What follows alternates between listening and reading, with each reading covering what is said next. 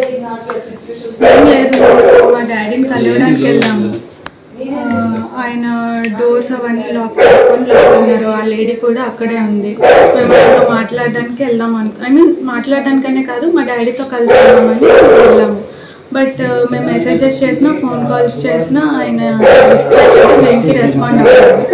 So ఏంటి అంటే వాళ్ళు ఎప్పుడో ఒకప్పటికైనా డోర్ తీస్తారు కదా అని మేము బయట వెయిట్ చేస్తాం.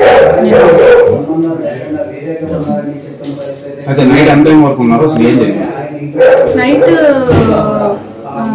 యాక్చువల్లీ నేను ఆఫ్టర్నూన్ 3 నుంచి నైట్ 1:30, 2 వరకు ఉన్నాను. బట్ వాళ్ళు ఎవరు రెస్పాండ్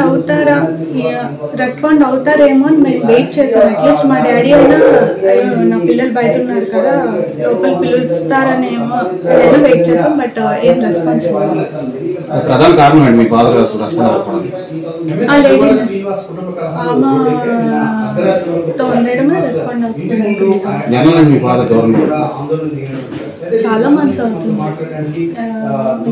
లాస్ట్ ఇయర్ నుంచి దూరంగానే ఉంటాం. ఈ మధ్యకాలంలో మీరు కలవడానికి వెళ్ళాం. లాస్ట్ ఇయర్ వినాయక చవితి అప్పుడు మాట్లాడడానికి వెళ్ళాం. అప్పుడు మా డాడీ వాళ్ళ బ్రదర్ అండ్ వాళ్ళ మదర్ ఏం చేశారంటే మమ్మల్ని లోపలికి రానివ్వకుండా మేమేదో వాళ్ళకి అటాక్ ఇస్తున్నాం అన్నట్టు క్రియేట్ చేసి మా డాడీతో కలవనివ్వకుండా చేశారు. సో ఆ తర్వాత మళ్ళీ మేము ఫోన్లో మెసేజెస్లో కాంటాక్ట్లో ఉన్నాం కానీ ఆయన ఏం రెస్పాండ్ అవ్వలేదు. సో నేను వెళ్ళాం కలవడానికి.